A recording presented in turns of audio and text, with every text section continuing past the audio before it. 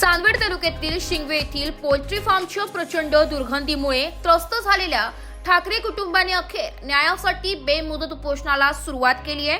प्रशासनाकडे वारंवार तक्रार करूनही कोणतीही कारवाई न झाल्याने ठाकरे कुटुंबाने चांदवड पंचायत समितीच्या मुख्य प्रवेशद्वारासमोर उपोषण सुरू केले। शिंगवे येथील गट क्रमांक 204 च्या शेजारील गट क्रमांक 203 मध्ये उभारण्यात आलेल्या पोल्ट्री फार्ममुळे परिसरात प्रचंड दुर्गंधी पसरली आहे। यामुळे भूषण प्रभाकर ठाकरे आणि त्यांच्या कुटुंबांच्या आरोग्यावर गंभीर परिणाम झाला असून सततच्या तक्रारीनंतरही संबंधित प्रशासनाने कोणतीही उपाययोजना केलेली नाहीये।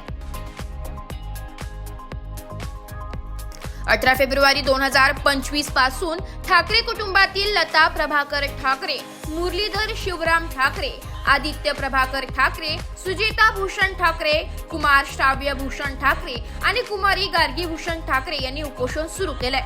ठाकरे कुटुंबाने या समस्येबाबत शिंगवे ग्रामपंचायत, चांदवड पंचायत समिती, जिल्हा परिषद तसेच इतर संबंधित अधिकाऱ्यांना वारंवार निवेदन दिले, मात्र कोणतीही ठोस कारवाई न झाल्याने उपोषणाशिवाय दुसरा पर्याय उरला नाहीये असे ठाकरे कुटुंबांचे म्हणणे आहे।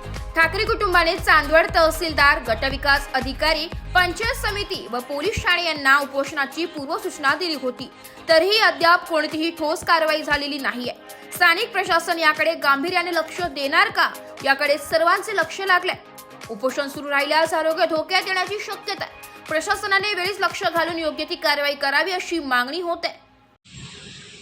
चांदवड तालुक्यातील शिंगवे येथील एका कुटुंबाच्या शेजारी पोल्ट्री फार्म हा बांधलेला आहे, मात्र त्या पोल्ट्री फार्मापासून त्या कुटुंबांना काय त्रास होतो आणि त्या त्रासापासून त्यांनी आत्तापर्यंत ग्रामपंचायत असेल, पंचायत समिती असेल, जिल्हा परिषद असेल यांना सर्वांना पत्राद्वारे कळवले, मात्र त्यांचा अद्यापही काही त्यांना उपयोग होत नाही आणि त्या पोल्ट्री फार्मापासून होणारा दुर्गंधी माशा असेल त्या ठिकाणी त्यांची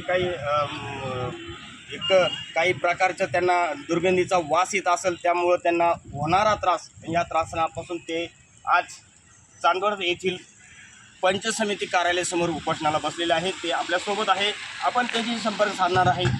काय दादा, काय सांगाल? आम्ही ग्रामपंचायत कार्यालय असेल, जिल्हा परिषद, पंचायत समिती असेल यांना वारंवार तक्रारी सादर केले, परंतु त्यांनी अद्याप कोणतीही दखल घेतली नाही। तर त्यांनी दखल न घेतल्यामुळे आमच्या आरोग्याची हानी झालेली आहे आणि आमच्या आजूबाजूला जर तुम्ही बघितला पाय तर त्यांचा इन्फेक्शनमुळे त्यांचा अर्धा पाय काढून टाकण्यात आलेले, तरी अजूनही त्याचं इन्फेक्शन थांबलेलं नाही। जर त्यावर परत माशी बसली किंवा काय झालं तर त्याला जबाबदार फक्त ग्रामपंचायत कार्यालय शिंगवे असेल। आणखी आपल्यासोबत काही ते घरातलीच कुटुंब म्हणून आहे, त्यांची संपर्क साधणार। सर, या ग्रामपंचायत कार्यालय, पंचायत समिती, चांदवड जिल्हा परिषद यांना वारंवार तक्रारी करून यांनी कुठली आजतागायत कारवाई केलेली नाही। त्यांना वेळोवेळी आम्ही समज देऊन व्हिडिओ साहेबांना पण माहिती देण्यात आली, जिल्हा परिषद मित्तल मॅम यांनी माहिती दिली, त्यांना योग्य ती कारवाई करायला लावली, तरी आजतागायत त्यांनी कुठलीही कारवाई केलेली नाही।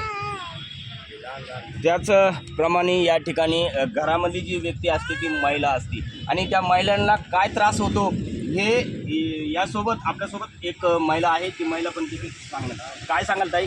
आमच्या स्वयंपाकात अक्षरशः माशा पडतात, मग कसं खायचं आम्ही?